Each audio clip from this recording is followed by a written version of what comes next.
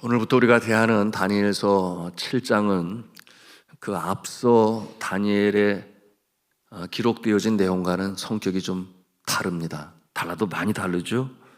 어떻게 다른가 하면 다니엘서 1장부터 6장까지는 다니엘이 경험한 내용을 기록하였어요.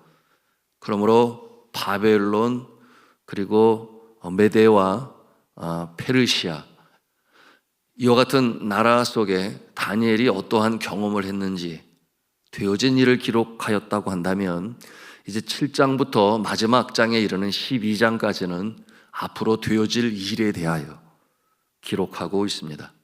앞으로 되어질 일을 어떻게 하는가 하나님께서 알려주시는 거죠. 그래서 이와 같은 성격의 기록을 묵시 또는 계시라고 표현을 합니다. 어떠한 방식으로 미래의 일을 알려주시는가 하나님께서 꿈이나 환상을 통해서 미리 보여주시는 것입니다. 선지자들이 하나님의 계시를 보았죠. 그리고 그 하나님의 뜻을 전하였습니다. 구약 성경에는 에스겔서와 다니엘서에 바로 이 되어질 일, 그 꿈과 환상으로 가득 차 있습니다. 이와 같은 모습이 신약 성경에는 요한계시록이죠.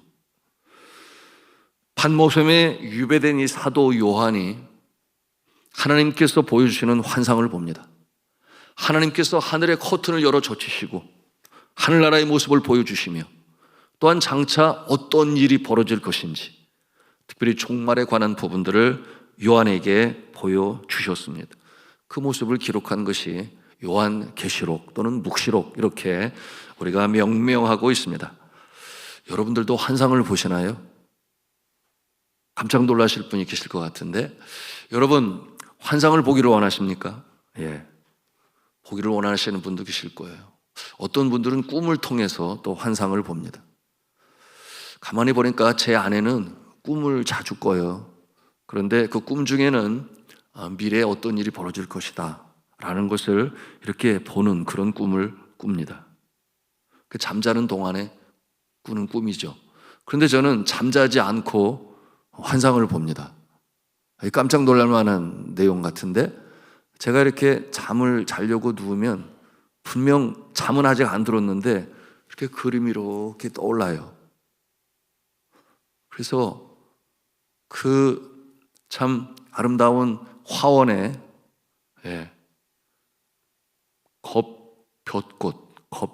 겹벚꽃 발음하기 힘든데 겹벚꽃이 화사하게 이렇게 나무에 참 아름답게 핀 그런 나무의 모습을 보고 제가 너무나 기쁘고 좋은 거예요. 그래서 제가 옆에 있는 아내한테 얘기해요. 내가 지금 환상을 보고 있어. 꽃이 얼마나 아름답게 피었는지 몰라. 잠이 안 든 거잖아요, 제가 지금. 근데 그게 보이는 거예요. 그럼 제 아내가 가만히 있다가 정신 좀 차려요. 좀 가만히 잠자고 이렇게 얘기를 해요. 여러분 오늘 이 다니엘은 꿈을 통하여 환상을 보지요. 오늘 보니까 벨사살 원년에 다니엘이 침상에서 꿈을 꾸는데 하나님께서 환상을 보여주시는 거예요. 그런데 그 꿈을 꾸고 깨어나서 기록을 합니다. 그 내용이 2절 3절이죠. 우리 같이 읽도록 하겠습니다. 시작. 다니엘이 진술하여 이르되 내가 밤에 환상을 보았는데 하늘에 네 바람이 큰 바다로 몰려 불더니 큰 짐승 넷이 바다에서 나왔는데 그 모양이 각각 다르더라. 하늘에 네 바람이 바다로 몰려 불어왔다고 그랬어요. 요한계시록에도 땅에 사방의 바람에 대한 언급이 있습니다. 그런가 하면 사도행전 2장에 여러분 아시는 대로 성령 강림 때 어떤 내용이 있는가 하면 호련히 하늘로부터 급하고 강한 바람 소리가 있어 그들의 앉은 온 집에 가득하여라고 했습니다. 여러분이 다니엘이 본 하늘에 내 바람이 몰려 불어오는 모습, 그것은 곧 하나님의 이 초월적인 권세와 섭리를 나타내 보여주는 것입니다. 그런데 그 바람이 불어오는 바다에서 네 짐승이 나왔다고 그랬어요. 성경에서는 이사야에서 그리고 요한계시록에서 세상 나라들의 이 권력에 대하여 무엇으로 표현을 하는가? 창이란 물 또는 요동치는 바다, 그렇게 표현하고 있습니다. 파도 치는 이 바다 물결 같은 이 세상의 역사, 약육, 강식, 고륙, 강쟁처럼 끊이지 아니하는 나라와 나라의 전쟁의 모습을 우리는 이 바닷물, 요동하는 바다를 보면서 생각해 볼 수 있습니다. 그런데 그 바다에서 나온 짐승의 모양이 각각 다르다고 그랬습니다. 네 마리의 짐승이 나오게 되는데요, 이 짐승이 무엇인가? 17절에 하나님께서 해석하게 하시죠. 뭐라고 그랬어요? 17절에 보니까 그 네 큰 짐승은 세상에 일어날 네 왕이라. 여기서 왕은 나라를 표현하기도 하고 또 왕을 표현하기도 합니다. 그들이 어떤 왕일까요? 그들은 이 바벨론 느부갓네살 왕, 그 꿈을 통해서도 하나님께서 보여주시지 않았나요? 네 나라에 대해서 알려주셨죠. 신상이 서 있었는데, 아주 큰 신상이 서 있었는데 머리는 금으로 만들어졌다. 누구를 상징했습니까? 느부갓네살 왕과 바벨론 왕국이었죠. 그리고 가슴과 팔은 은으로 만들어졌는데, 여러분, 그 모습은 바벨론 왕국이 무너지고 두 번째로 등장한 나라인 페르시아를 상징합니다. 그런가 하면은 그 왕조가 무너지고 이제 그 다음은 배와 넓적다리는 노수로 만들어졌다고 그랬는데, 여러분, 이 페르시아 망한 이후에 등장하는 나라인 헬라 제국, 즉 그리스 알렉산더, 그 모습을 나타내 보여주는 것이라고 그랬어요. 그 다음에는 철로 만들어진 종아리였죠. 헬라 제국이 무너지고 나서 등장하는 강한 나라, 바로 네 번째 등장하는 로마 제국을 상징한다고 했습니다. 그 아래 발은 철과 흙으로 이루어져 있는데 뭐냐 하면 분열되고 서로 경쟁하고 전쟁하는 세상 마지막의 모습을 그렇게 큰 신상을 통하여 보여주었던 거죠. 그런데 그러한 역사의 흥망성쇠의 모습을 하나님께서 느부갓네살 왕에게 보여주시고, 그리고 똑같은 내용을 오늘 이 다니엘에게 보여주시는 것입니다. 여러분은 같은 꿈을 두 번 꾼 적 있나요? 굉장히 드물지요. 같은 꿈을 연거푸 꿀 수 있다는 것.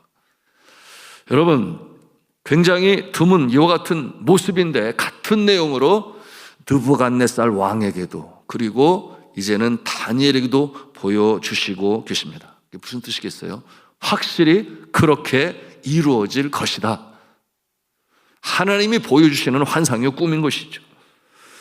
그런데 그 역사를 누가 이룰 것인가? 하나님께서 하신다는 거예요. 하나님께서, 만왕의 왕이신 하나님께서, 전지전능하신 하나님께서 하신다는 거죠.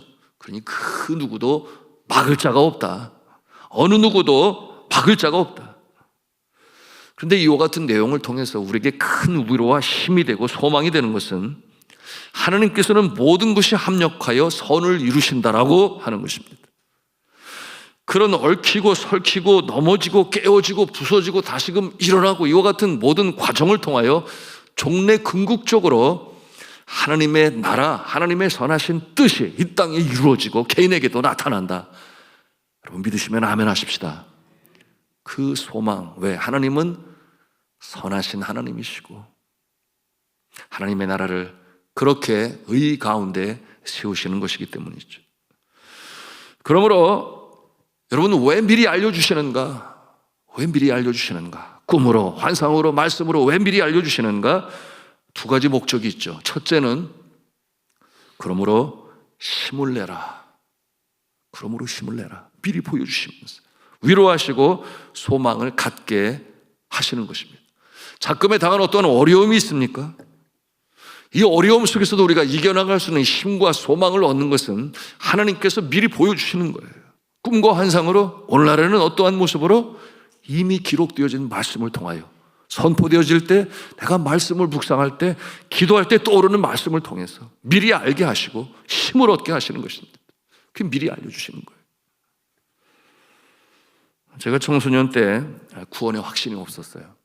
그래서 어떤 때는 내가 구원받는 거 맞나? 그러다가 잘못하고 또 죄를 범하면 내가 구원을 안 받았나 봐. 이런 생각이 이제 마음에 엄습하죠. 불안한 거예요. 그래서 하나님께 기도했어요. 하나님, 내가 구원받은 자인지 아닌지 좀 확실히 알게끔 해주세요. 꿈을 통해서 보여주시든지 환상을 보여주시든지 말씀으로 깨달음을 믿게 하시든지 이렇게 기도를 했어요. 그런데 며칠 그렇게 고민하는 중에 꿈을 꾸었습니다. 저희 고향 바다 앞에 제가 서 있었어요. 그런데 그 바다로 내려가는 길이 거의 절벽과 같은데 그 아래 많은 사람들이 모인 거예요. 마침 때는 썰물이라서 그 바닷가에 물이 없으니까 사람들이 많이 운집하게 되었는데, 운집한 이유가 뭔가 이렇게 물어보니까 용이 나타난다는 거예요. 거기서 용이. 그래서 용 구경하겠네. 저도 그들 중에 한 사람이었습니다. 근데 밀물이 됐어요. 이제 물이 점점 차오는 거예요.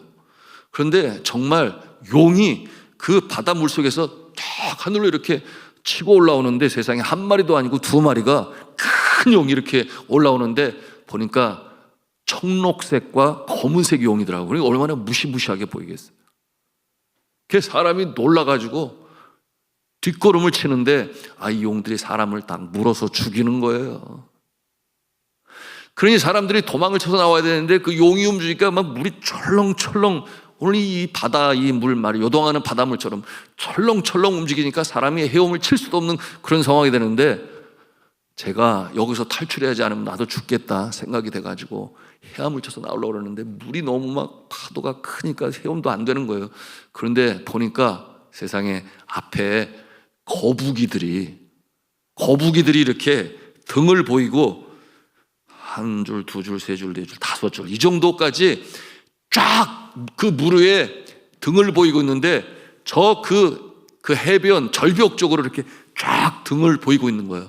그래서 제가 그 등을 밟고 막 뛰어서 그 죽음의 상황에서 탈출할 수가 있었어요. 그리고서 그 절벽을 이제 이렇게 막 올라갔는데 얼마나 올라가기가 힘든지 몸에 막 땀이 나고 힘들었는데, 올라가서 보니까 세상에 거기에 믿음의 사람들이 찬송을 부르고 서 있는 거예요. 거기서 위에서 절벽에서. 그러면서 그 죽어가는 자들을 향하여 기도하는 거예요. 저들을 하나님 좀 건져주세요. 살려주세요. 그렇게 기도하면서 찬송을 부르는데 보니까 제가 어렸을 때 같은 교회에 다니시던 믿음의 선조들, 이미 돌아가신 분들까지 거기서 서서 찬송을 부르는 거예요. 그때 제가 느낌이 왔죠. 여기는 구원받은 사람들이 있는 곳인데 나도 여기에 있네. 그러면서 같이 찬송을 부르는 거예요. 제가 지금 꿈 얘기하고 있습니다. 네, 꿈 얘기하고 있는데 그 꿈을 통해서 꿈을 꾸고 나니까 제 몸이 다 젖었더라고요. 얼마나 그 상황이 참 급박하고 힘들었는지 제 몸이 땀으로 젖었어요. 그런데 제 마음은 너무 기뻤던 거예요. 왜냐하면 그 꿈을 통해서 너는 구원받은 존재야, 왜 의심하고 있어? 그걸 하나님께서 알려주셨기 때문에 저에게 그렇게 기쁨이 온 것이죠. 자, 꿈과 환상을 보여주시는 이유, 첫째, 힘과 소망과 위로와 격려하시기 위하여 미리 보여주신다, 하나님께서. 그런가 하면 두 번째 이유가 있는데 그것은 무엇이냐 하면 준비하라는 것입니다. 준비하라. 이와 같은 날이 오게 될 것이다. 미리 알고 마음에 담고 장차 일어날 일에 대해서 대비하라는 거예요. 우리 19절과 20절의 말씀을 함께 보겠습니다. 19절 20절 말씀 읽습니다. 시작. 이에 내가 넷째 짐승에 관하여 확실히 알고자 하였으니 곧 그것은 모든 짐승과 달라서 심히 무섭더라. 그 이는 쇠요 그 발톱은 노시니 먹고 무서뜨리고 나머지는 발로 밟았으며, 또 그것의 머리에는 10뿔이 있고 그 외에 또 다른 뿔이 나오매 세 뿔이 그 앞에서 빠졌으며 그 뿔에는 눈도 있고 큰 말을 하는 입도 있고 그 모양이 그의 동료보다 커 보이더라. 여러분, 네 번째 나타난 이 짐승, 이 나라는 어떤 나라라고 그랬어요? 로마 제국이라고 그랬잖아요. 로마 제국. 강한 나라죠. 23절에 보니까 어떤 내용이에요? 모신자가 이처럼 이르되 넷째 짐승은 곧 땅의 넷째 나라인데 이는 다른 나라들과는 달라서 온 천하를 삼키고 밟아 무너뜨릴 것이며, 이 강한 나라는 심지어 믿음의 사람들을 이깁니다. 그래서 박해를 하고 핍박을 해요. 실제로 그러했죠. 300년 동안이나 기독교를 핍박했습니다. 21절에 있는 내용이에요. 21절 말씀에 뭐라고 그랬어요? 내가 본즉 이 뿔이 성도들과 더불어 싸워 그들에게 이겼더니. 네 번째 등장하는 이 나라, 이 뿔이 성도들과 더불어 싸워 그들에게 이겼더니. 그러니 핍박이 임하고 박해가 임하고. 여러분, 그것이 25절에 반복하여 말씀을 해요. 25절 말씀을 같이 읽습니다. 시작. 그가 장차 지극히 높으신 이를 말로 대적하며 또 지극히 높으신 이의 성도를 괴롭게 할 것이며, 그가 또 때와 법을 고치고자 할 것이며, 성도들은 그의 손에 붙인 바 되어 한 때와 두 때와 반 때를 지내리라. 한 때와 두 때와 반 때를 지내리라. 여러분, 이것은 그 핍박받는 날에 정한 기한이 있다라고 하는 것을 이렇게 명시하고 있는 것입니다. 그러므로 환상으로 미리 보여주시는 이유가 무엇이다? 그날이 오기 전에 미리 알고 깨어 준비하고 기도하라, 그런 내용이죠. 그런데 분명한 것이 있습니다. 하나님께서 친히 그 역사에 개입하시고 주장하시고 다스리시니 그 어려운 때가 끝나고 반드시 승리의 날이요 기쁨의 날이 올 것이다 라는 것도 알라라고 하는 것입니다. 로마 제국의 핍박이 어떻게 된다는 것입니까? 22절에 있는 말씀, 22절 말씀 같이 읽겠습니다. 시작. 옛적부터 항상 계신 이가 와서 지극히 높으신 이의 성도들을 위하여 고난을 풀어주셨고 때가 이름에 성도들이 나라를 얻었더라. 아멘. 승리하였다고 하는 것 아니겠습니까? 300여 년 동안에 기독교를 핍박하고 박해하던 로마 제국, 주 313년이었죠. 컨스탄티누스 대제가 이제 기독교를 한 종교로 인정하게 됩니다. 그 전까지는 아니었어요. 박해했어요. 한 종교로 인정하게 되니까 기독교 시설 빼앗은 것 돌아다 돌려주고 자유롭게 신앙생활을 할 수 있는 놀라운 시대가 시작되었습니다. 그리고 이어서 주 380년이에요. 네오도시우스 황제. 그는 불치병으로 인하여 어려움 속에 있었는데 기도하는 중에 그가 병 나음을 입게 돼요. 하느님께서 고쳐주셨다는 이 확신을 갖게 되니까 그가 어떻게 하는가? 데살로니가 칙령을 통하여 기독교를 로마 제국의 유일한 종교로 삼게 됩니다. 국교로 인정하게 됩니다. 그처럼 낫지 않았던 그의 불치병의 취함을 통하여 믿음과 확신 속에 그렇게 데살로니가 칙령으로 발표했던 것입니다. 여러분, 그런데 그리고 나서 이 로마 제국은 어떻게 되는가? 멸망합니다. 성경의 일은 그대로예요. 그처럼 강한 나라도 여러분 멸망하고 맙니다. 역사의 뒤안길로 사라졌어요. 나라의 흥망성쇠가 누구의 손에 달려있다? 여호와 하나님 아버지 손에 달려있다. 그러나 예수 그리스도의 십자가의 사랑으로 시작되어진 사랑과 용서의 나라, 하나님의 나라는 여러분 세계 열방으로 모든 백성과 방언과 민족으로 전파되어 하나님의 나라는 지금도 확장되어져 가고 있습니다. 이 하나님의 나라는 영원히 말씀에서 하신 것처럼 영원한 하나님의 나라가 되는 것입니다. 자, 이처럼 하나님의 손길, 역사의 흥망성쇠, 개는 말할 것도 없어요. 자, 하나님께서 미리 보여주시는 것이죠. 영원한 하나님의 나라, 오늘 말씀에 승리를 선포하고 있는데요. 우리 27절 말씀을 같이 한 음성으로 읽습니다. 시작.